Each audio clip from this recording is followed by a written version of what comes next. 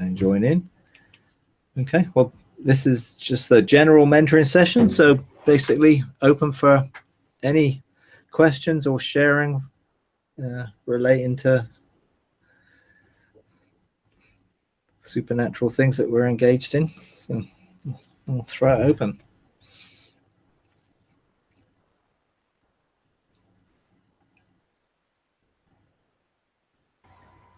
Well, I'll talk about a little bit about a discussion going on in Facebook about breatharians. Oh, right, yeah. It's like people are, oh, it's witchcraft. Oh, we're supposed to eat. And it's just funny because I'm like, food has become such an idol. God is showing people, that He is the sustainer of all life. Yeah. I mean, it's a huge little debate going on. Oh, it's witchcraft. Oh, we're supposed to eat. I'm like, yeah, for our enjoyment. I think we're supposed to eat for pleasure and enjoyment. But I really think there is place for that, especially in the future. Yeah.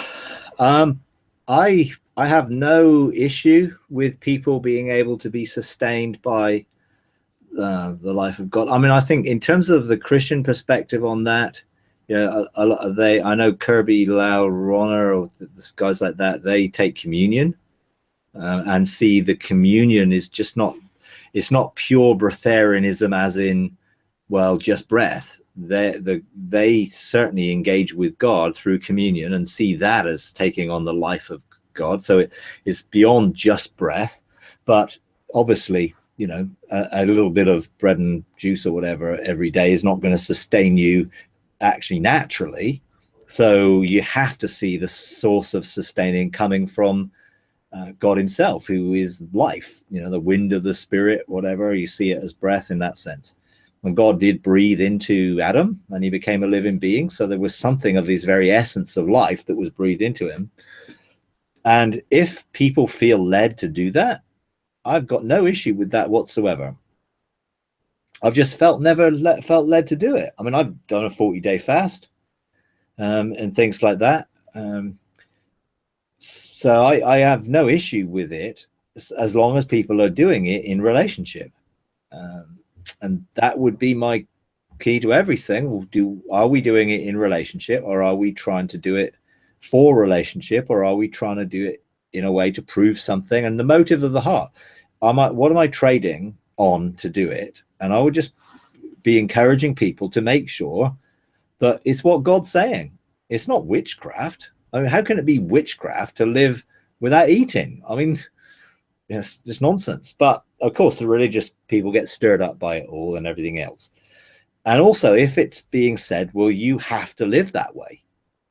Now, in the future, I agree, you're right. There may be occasions where we perhaps might choose to do that. There may be occasions now that God might inspire us to choose to do that. And I do accept that food has become a huge problem. And, the addictions of sugar and different things, are issues that people have to face. And let's face it, a lot of Christians are overweight, pretty much obesely overweight. Well, that can't be healthy either. And it must be rooted into somewhere where there's something going on within that person that causes them to use food inappropriately to comfort eat, or to use materialism, using a physical thing to meet a spiritual need. Because there's no need for anybody to be grossly overweight. But if they are, then you've got to look at, well, how did I get here? And do I want to stay here? And I think that's, the reality of the situation. I think spiritually, Jesus ate with his disciples, cooked fish for them for breakfast after his resurrection. So there was an indication that Jesus was choosing to eat with his disciples. Was he hungry? No, I don't think he was physically necessarily hungry, but he saw eating as opportunity of fellowship and relationship around the table. He spent a lot of his life when he was on earth demonstrating that by eating and drinking with people. Now, there could be the thing, well, if Jesus wanted us to live that way, then surely he would have given us an example in his own life. Well, he did a 40-day fast, obviously, and he didn't eat for 40 days, but it said at the end of it, he was hungry. So there was an indication that Jesus himself actually required food. And because Jesus had no sin in him, then food itself wasn't a result of the curse. And I know some people would say, well, in Adam, in the garden, they didn't eat animals and that sort of stuff. And it's probably true, but they did eat. Otherwise, they wouldn't have taken from the trees that they were offered, So there was a sense of eating, and Jesus definitely ate. So I don't think you can put a theology or a doctrine and say, we should not eat and we should live this way, because Jesus didn't. He very clearly didn't, as demonstrated by what he was like on earth. And if I am here to do the works of Jesus and to operate that way, then I will also follow that pattern. But if for any reason God says to me, I want you to stop eating and effectively focus on me for the sustaining your life, then I totally believe that I would be able to do that and would be in faith to do that if God says. I'm not going to do it just because it might be the latest fad or the latest new idea. I'm going to do it if God says to do it. And if God doesn't say to do it, then I'm going to continue to eat. But as you say, seeing eating as a pleasure and a joy rather than an addiction. That would be my understanding of it. And I know it stirs people up. I also saw a couple of the threads that were going on. So I was aware that some of these things you see, okay, here's some of the trending issues that people are talking about. And that's clearly one of them. And it, of course, will stir up the religious spirit in people, without a doubt, But I think you just have to have a balanced view of it, basically. I have noticed it's something I've never set out to do. No. I mean, it was not my intention. But I've noticed that when I have those seasons where I'm immersed in the presence, I eat less, a lot less, and I sleep less. Even to the point where my husband's like, why aren't you eating? I said, I'm not hungry. Why aren't you sleeping? I'm not tired, And it's because he's sustaining me, and it's not something I try to do. It's just an after effect.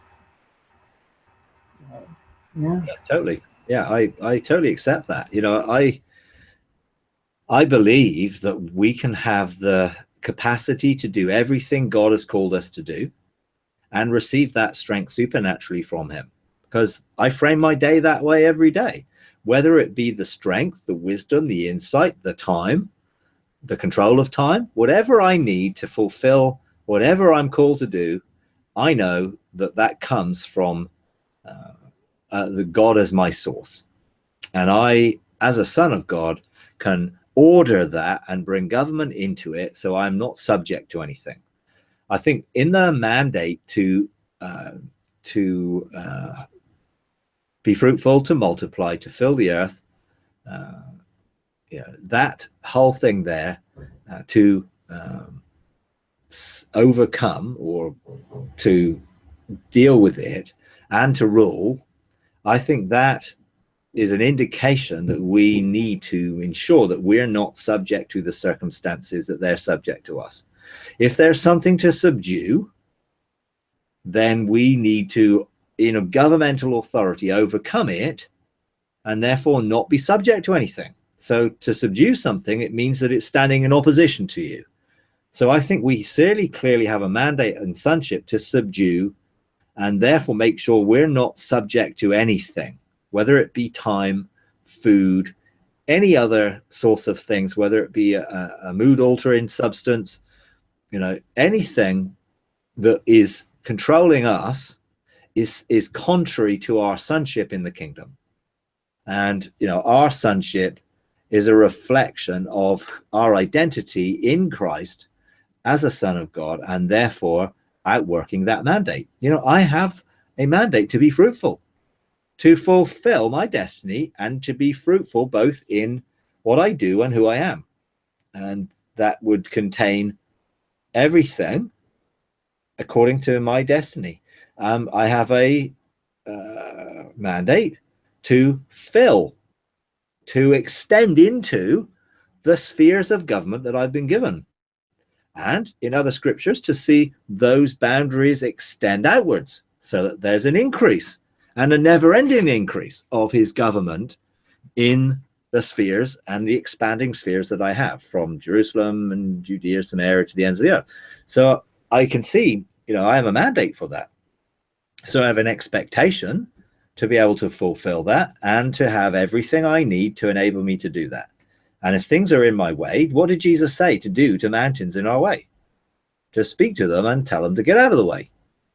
Yeah. So that again was a illustration. No, I know there were deeper meanings to some of the things he talked about in terms of mountains and the political system it was talking to, and, you know, different things. But ultimately, we need to know our authority and the position of government that that authority brings, to be able to outwork our sonship into the earth, answer creation's groan, and see creation respond favorably, to see the restoration of all things come about.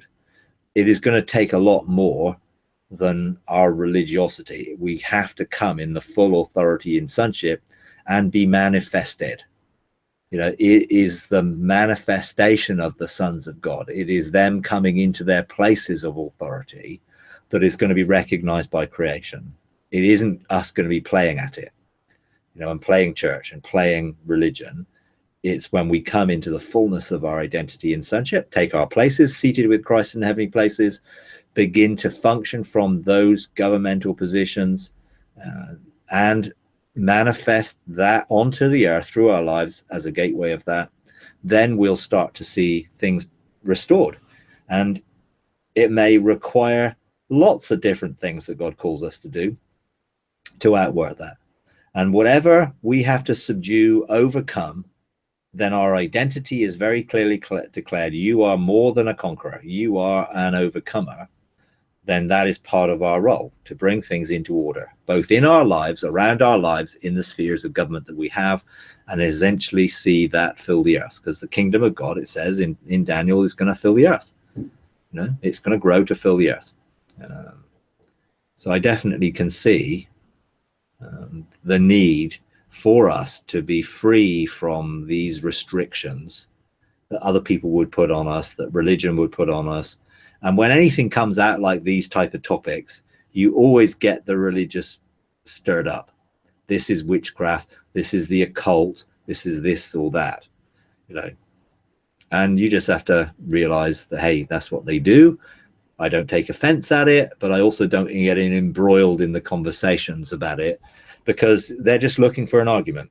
You know, the political spirit and the religious spirit function by argument, self-righteousness. I'm right and you're wrong. That's the whole purpose of those type of arguments. Now, I love debates where we're talking and sharing. It's like, wow, have you thought about this? And wow, what about this? And we're just debating around a subject, and you're not coming out and saying this is right, this is wrong. You're just looking to explore. I love those type of discussions because, hey, there's creativity in them and things get released. But the ones that are really about those who are saying this is wrong, don't do this, you can't do this, those things really just aren't worth the effort getting involved in, to be honest. Because you just won't win an argument with a religious or political spirit. And arguing with them validates their position. So I just refuse to argue when it comes to those type of things. I'm not going to argue. I'm not trying to prove my point. I may share a testimony. I may share my experience, but I'm sharing it as my experience and my testimony, not that I am creating some new theology around it that now you have to believe what I believe. Hey, go and ask God and find out for yourself would always be my answer to those people who want to argue around someone's testimony. Because, you know, if someone was to listen to Kirby talk about his lifestyle and his love of God and everything else, you know, I doubt they would be able to criticize him too much if they look at his heart. If you just look at what someone says and try to make an opinion on what someone says, then that's where the problem comes. People don't look at each other's hearts. And, you know, I know genuinely he carries a heart of love, and great. You know, no issue with any of those things. Myself. There we go. Anyway. Okay.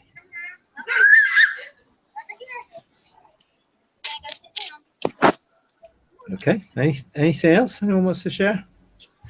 Hey, Mike, it's Kurt. Can you hear me? Hey, I went and saw Kirby in just about a couple months ago here in the Florida Panhandle, and I was really blessed by it. He actually says he does actually eat occasionally. Steak restaurant in New York that he goes to.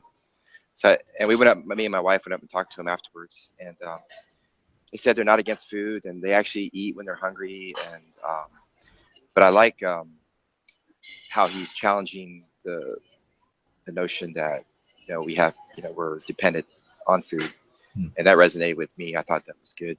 Yeah.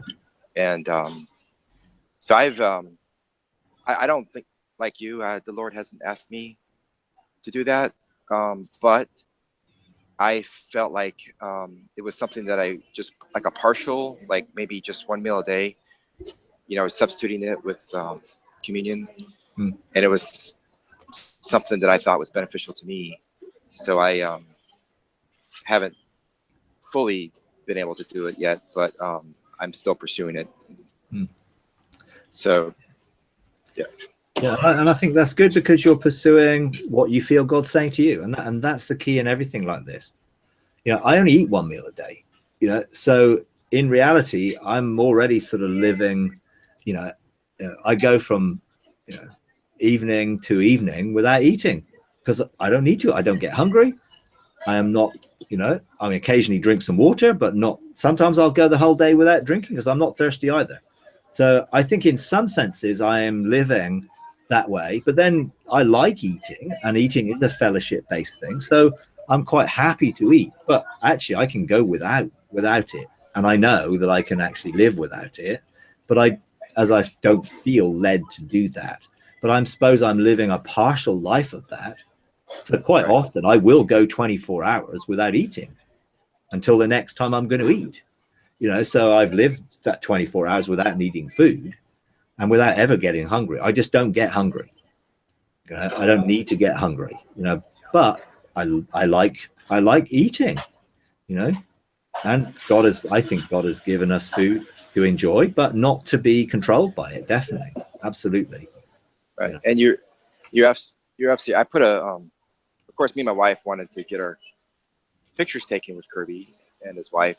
And then I posted it on Facebook, and then there's one family member who, like, every time we do something that go see somebody or do something, that he automatically researches the individual to find dirt on him. And he won't, to my knowledge, he doesn't actually listen to one of the person's sermons.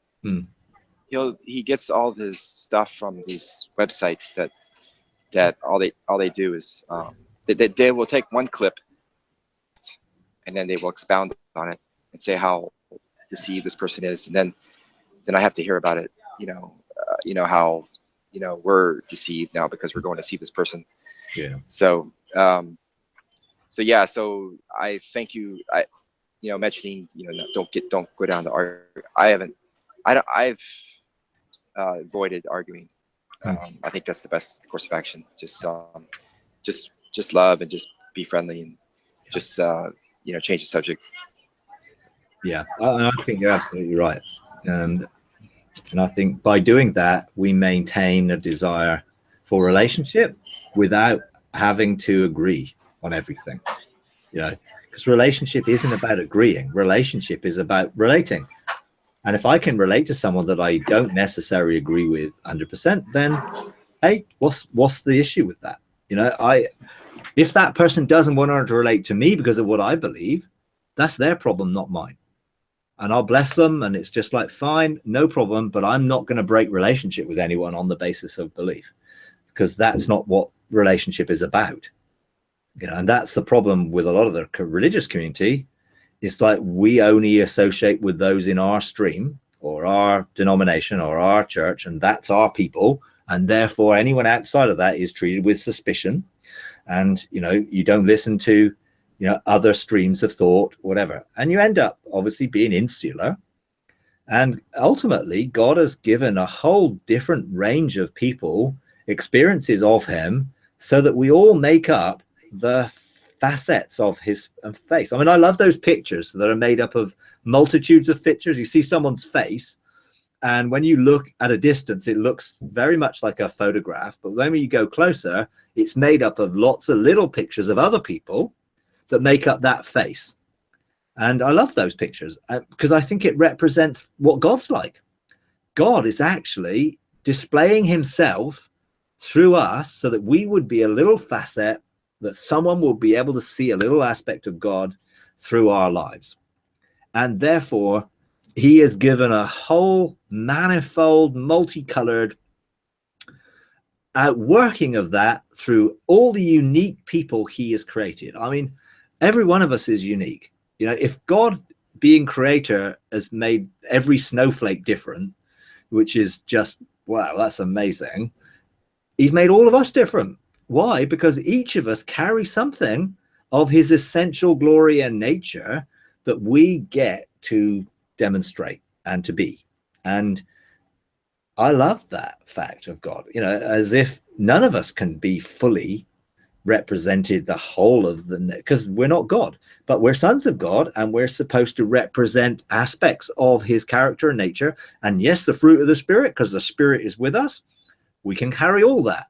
But I think there's something in uniqueness that he's created us, in our personality, in the way we are, in our redemptiveness and everything that way, that's designed to show this amazing multifaceted God, you know, who cannot be described by one person, one group, one denomination, one stream.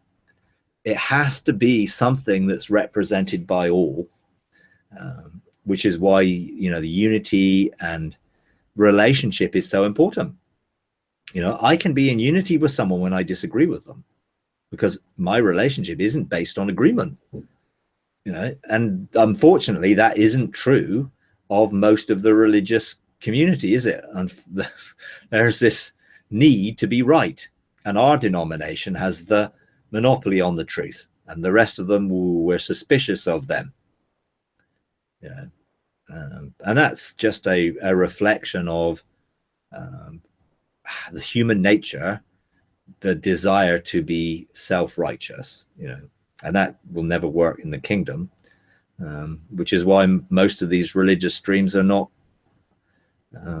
fully representing God's heart in these things, when we're trying to prove we're right all the time. Because Jesus didn't have to prove he was right. You know, he didn't argue with anybody. He didn't argue with the high priests. He didn't argue with Pilate. He didn't argue.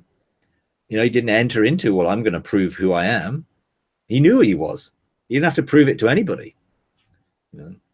So I think it is important that we know our identity, and then we don't have to prove anything to anybody.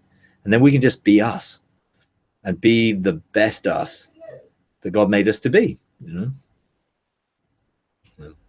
So, yeah. Okay. All right. Anyone else got anything they want to talk about or share?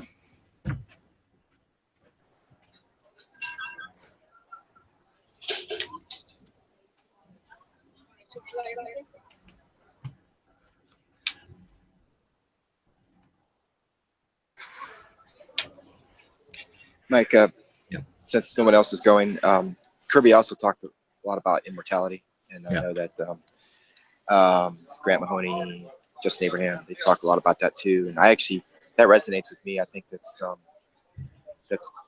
God is going there. I feel like it's something God's starting to do more of, and I was wondering how you felt about it, and I know that's another. Kirby talked a lot about it, and that was something that Kirby gets criticized for from, Yeah. you know, people. And yeah, the religious side, they really get offended by that. And to me, I'm like, well, why do you care? I mean, if it's not real, then it doesn't matter, because, you know, everybody's gonna die. But if God is doing it, then let people pursue it, you know, if they have the faith for it. You know, why get upset?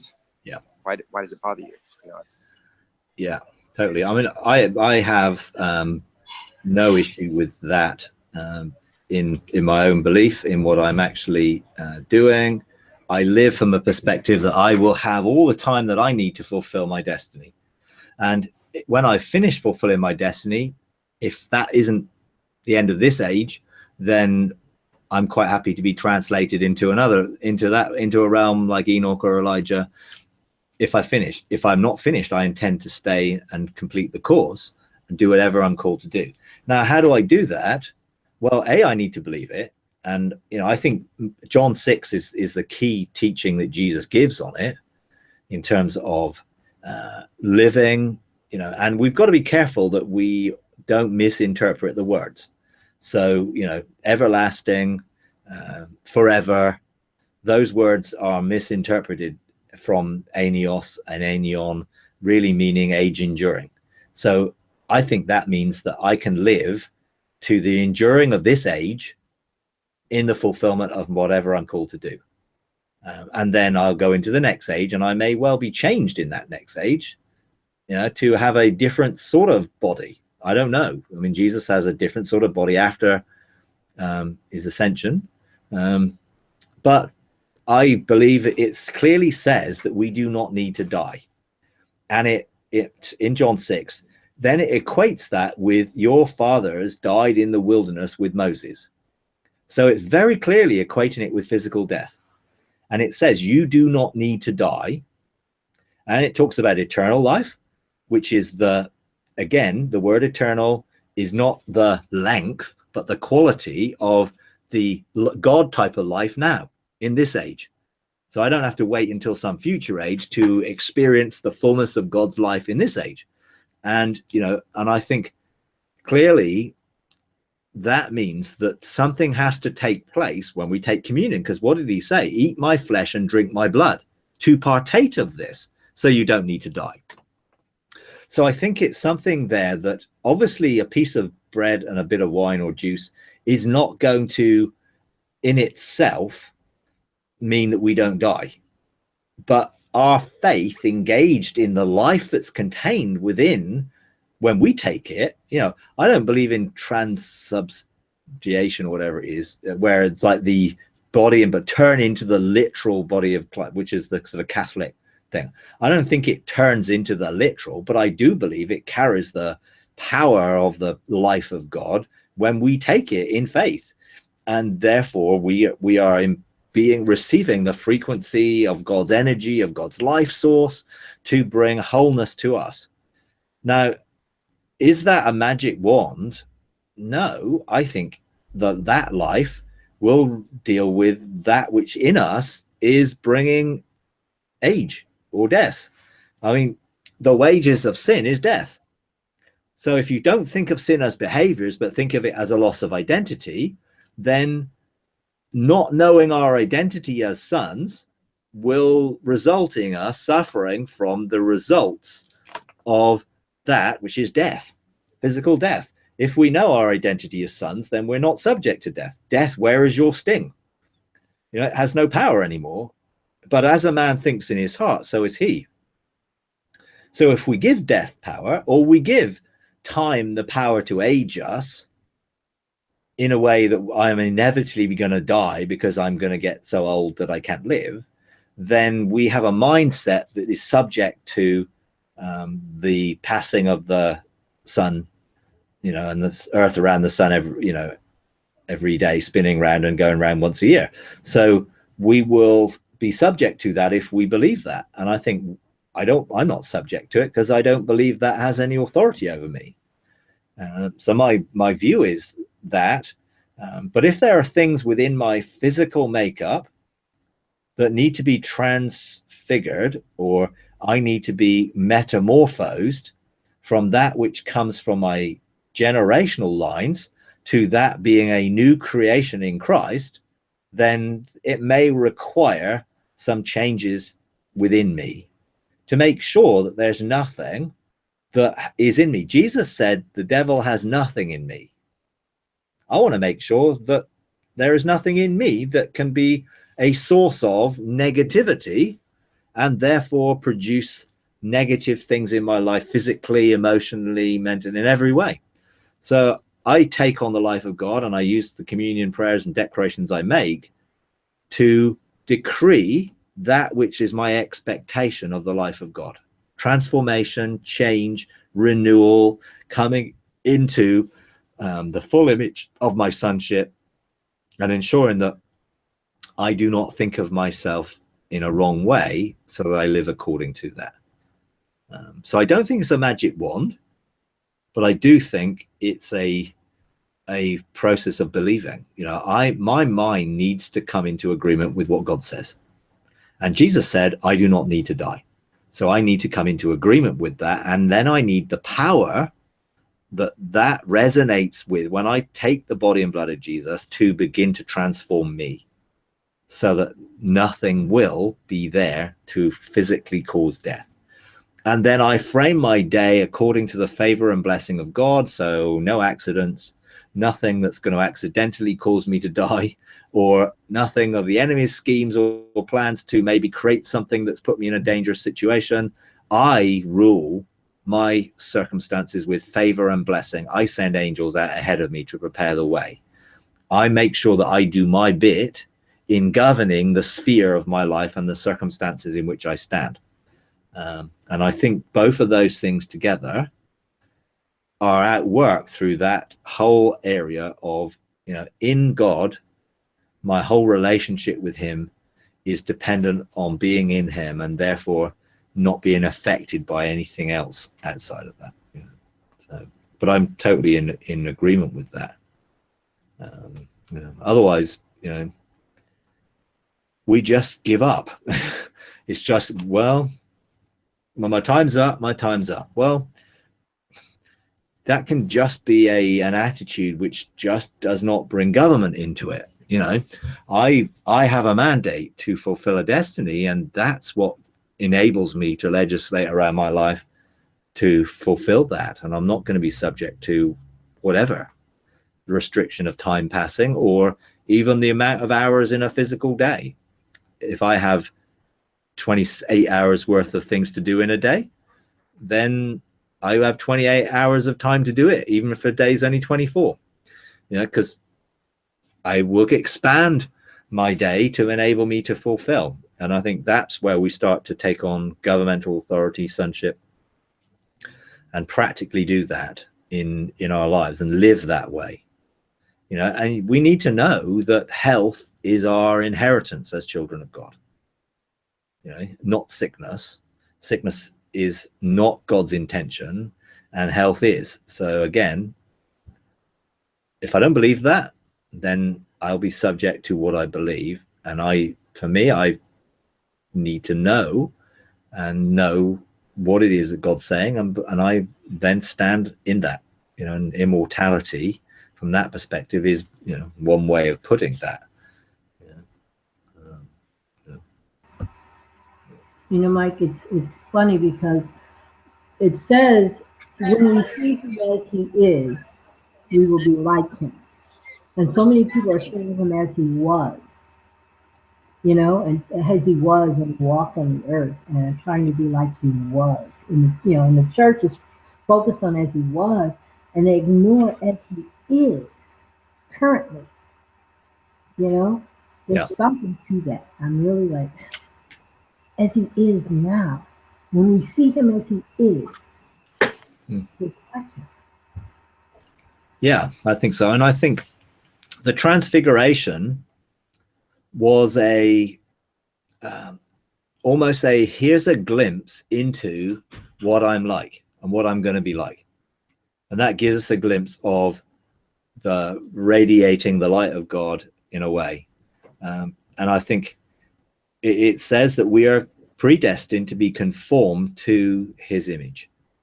And you're right, not the image that of Jesus just walking around the earth, or not the image of what he was like before he walked around the earth, but actually now, who is he now as the Son of God who is ascended and is above every authority and power, that I am like him. Because I'm looking at in him as he is.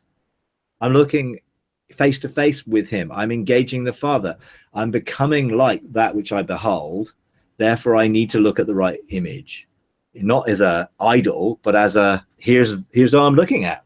I'm looking at Jesus as the resurrected Son of God, the resurrected, ascended Son of God, the resurrected, ascended, and who is in all authority over everything and has all authority in heaven and earth. That's who I'm looking at, and I'm conformed to be like him in my sonship, and therefore I am ascended and resurrected and empowered in authority as a son of God, because I'm a co-heir, a joint heir, a fellow heir with him, in an heir of God, to all that means as my inheritance, in sonship. So yeah, definitely. It's important that we can only do these things by relationship and engagement.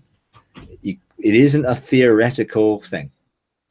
Cannot just read about it or try and believe what someone else says. We must experience this for ourselves. I must see God face to face. Then I will see reflected in his mirror image who I am, because I am in him. I am in him revealed, and he is in me revealed. And I want to reveal him to the earth, in that way. And I think when in Galatians 1, Paul talks about what happened to him on the Damascus road when the light of God came around him. And he very interestingly says something which most people sort of overlook. It was Christ that was revealed in him. It wasn't that Christ was revealed in the light. The light penetrated into the darkness of his veil so he could see that Christ was already in him. And he was not separated from Christ at all. That took him 3 years in the Arabian desert of cognitive dissonance to get his head around that, from a place of the old covenant, having no father relationship with God and no God in them, because the Holy Spirit didn't reside in people. It came upon them to be prophets, priests, and kings, and sometimes to be creative, but didn't reside in them. Now Jesus is saying, well, Jesus comes along and starts calling God Father, Daddy, which was never done in the Old Testament. Every occurrence of Father in the Old Testament was either human father or God in his general fathership of Israel or creation, not the personal dad. So Jesus comes along, and in John's gospel, I think there's 70 odd occurrences of Father and him personally calling God. That was absolutely challenging to the religious system. We've got no idea, because we just don't get what that meant. Him calling himself a son of God by calling God Father. I mean, it was just unheard of. The rabbis didn't do it. No one did it. But now Jesus comes, and now he's saying, and I want you in the Lord's Prayer, what is the first line? Our Father. That was so radical. We just don't realize how radical that statement was. Yeah. And where is the Father? In heaven, and subsequently will come to dwell in us on earth. So we have a huge issue there of coming into the revelation of that, so that we see ourselves through his eyes, or through the mirror of looking into his face, and being conformed to that image of becoming like that which we behold in our sonship. And it's just the most beautiful thing to be able to engage in that level of intimacy with God, and not having to be fearful of him, and seeing him as dad. And once we see him as dad, then we can see us as sons, and we can see ourselves the way he made us to be, which is, awesome. you know, but doesn't come without looking and seeing him as he is, you know, which is why idolatry was such an issue. You were looking to see God as something other than who he is, because God cannot be created into a physical form made with hands other than Jesus being the express image of God in physical form that we can engage, you know, and we can have a relationship with, you know. So yeah, awesome.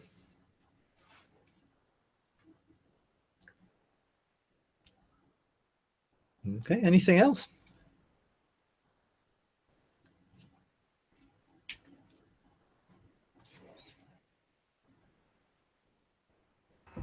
I could talk more if no one has anything. Yeah. You know, there's another interesting situation. You have people who are awakening to the union, and it's like they negate the God without.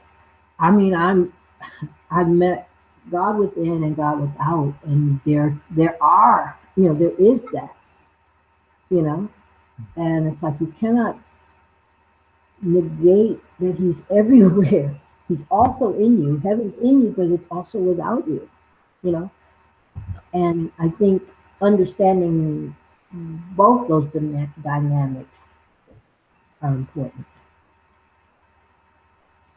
Does that make sense? Yeah, totally. Yeah, I mean, because there is he dwells within us, and therefore we can engage him within our spirit and see him fill us and flow through us in that way. And there's definitely we're in him, so we exist according to Acts 17.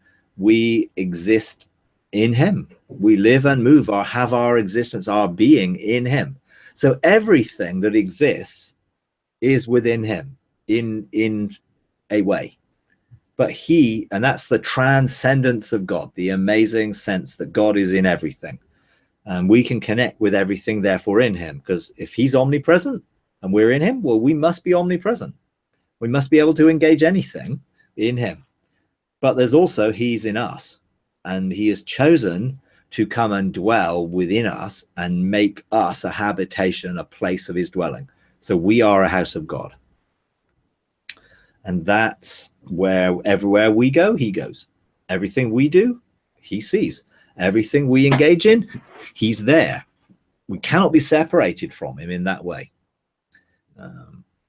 And he wants us to know him in both places, because both places carry different things. You know, as I engage with him in my spirit, in the garden of my heart, I'm engaging in intimacy and wonderful love.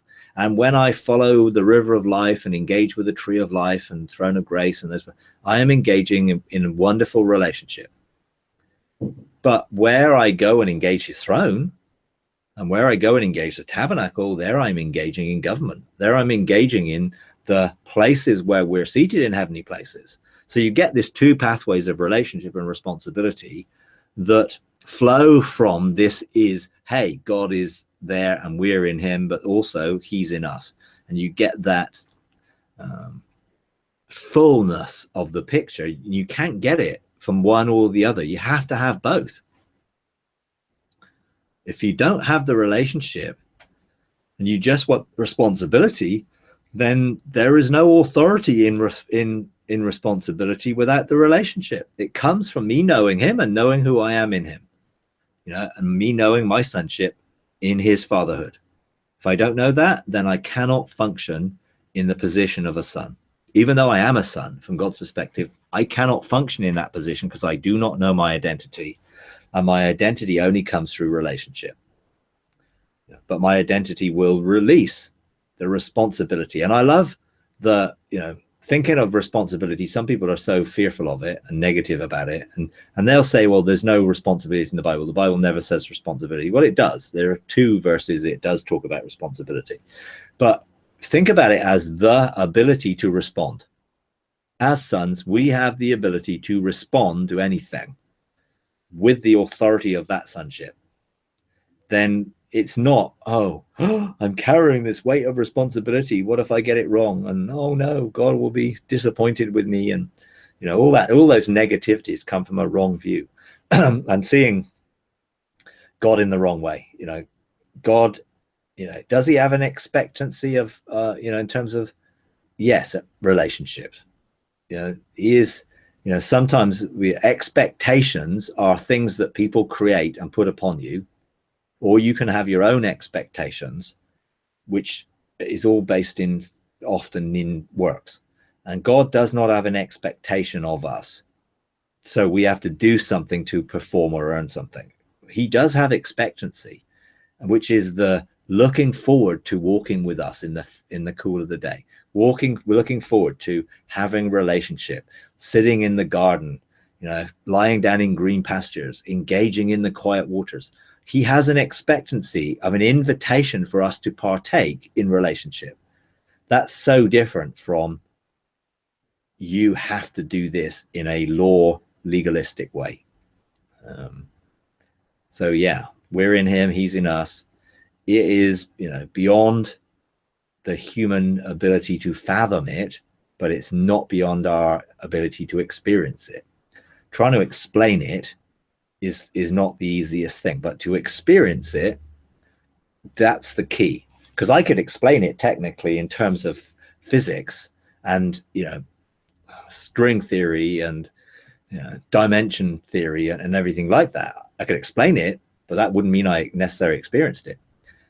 I'd rather experience it and can say, hey, this is wonderful, than give all the technical details and have never encountered it myself. I'd rather encounter and experience. Then you have a testimony of, he's in me and I'm in him, and I can look in him in the face in me, and I can look at him in the face in him, and it's just amazing, this wonderful relationship that we're brought into, living in this amazing intimacy of relationship, living loved, loving living, and living loving. And I just love those phrases that sum up essentially how I want to live. I want to live loved. I want to live in the intimacy of knowing that I am loved and accepted in my relationship with God. Then I can love life. I mean, I can love living life. It is an overflow of me living life, where the abundance of God's love lavished on me, I have more than enough for all my needs and an abundance for every good deed. And then when I then see life as an opportunity, then I live loving.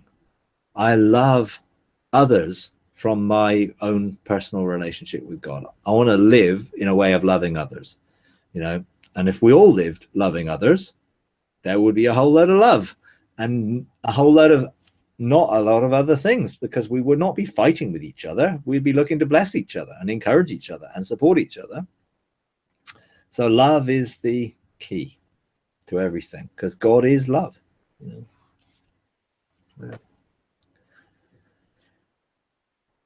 Okay, anything else?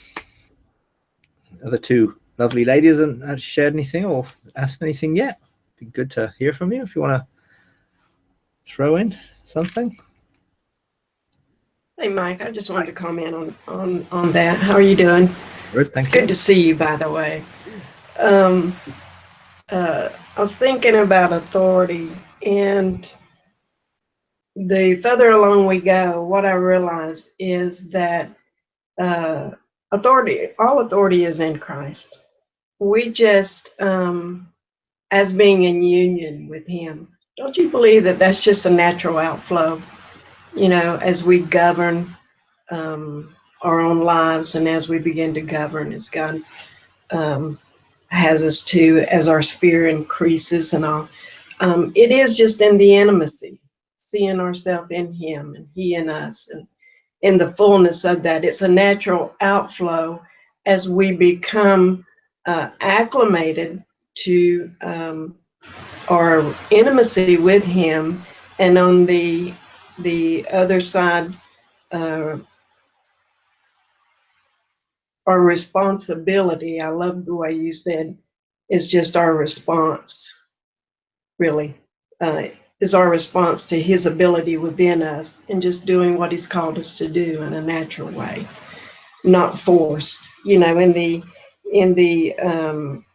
religious realm, we were always trying to get authority, not resting in who we were as sons,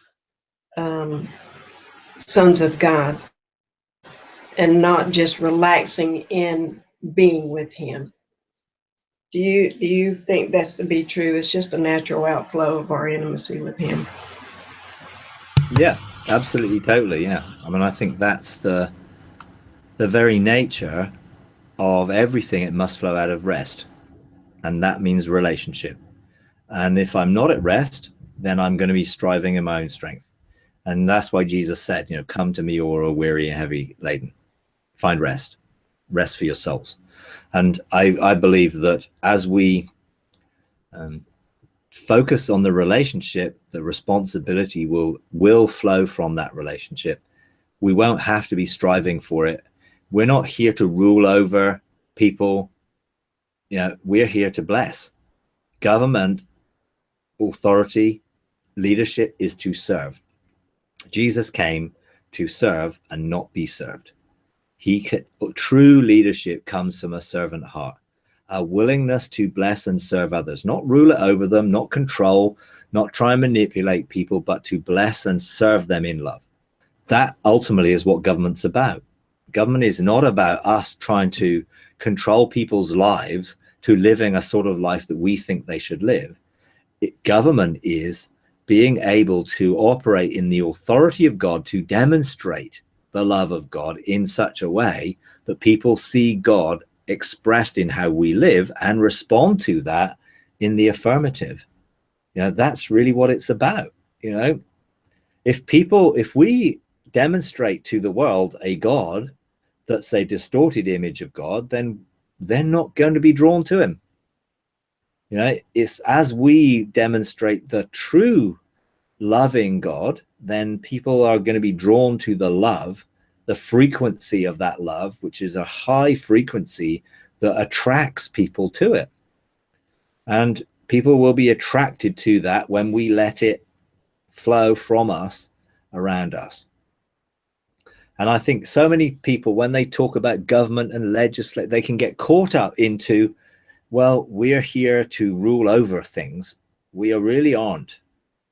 Just the environment that we've been given, that's our government. And what is it? To serve that. We are here to bring the restoration of all things so that everything can come back into union, into unison, into relationship, and work together. That being the whole of the created order, so we can see the restoration of all things. And I fully believe that without intimacy, that isn't possible. I cannot know myself apart from him. And I cannot know myself in what I do for him. I find who I am in being with him. And then we do things together. I'm never doing anything on my own if I am conscious of his presence. And I'm conscious of the fact that we are walking together. I am yoked to Jesus. We walk. He walks. I walk. I'm yoked to him. I don't want to be independent. I don't want to do things on my own. I don't want to go and do things to show how good I am or how wise I am or how powerful I am. I just want to walk with him. I'm yoked together. I choose to be yoked together. I choose to take his yoke upon me. And then I know the gentleness and humility of heart that flows from that, which is my strength in him, in total submission to his will and purpose, which is my destiny in him.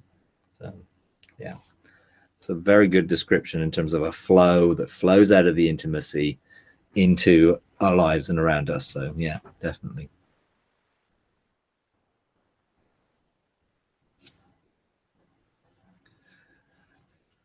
Okay. Anything else?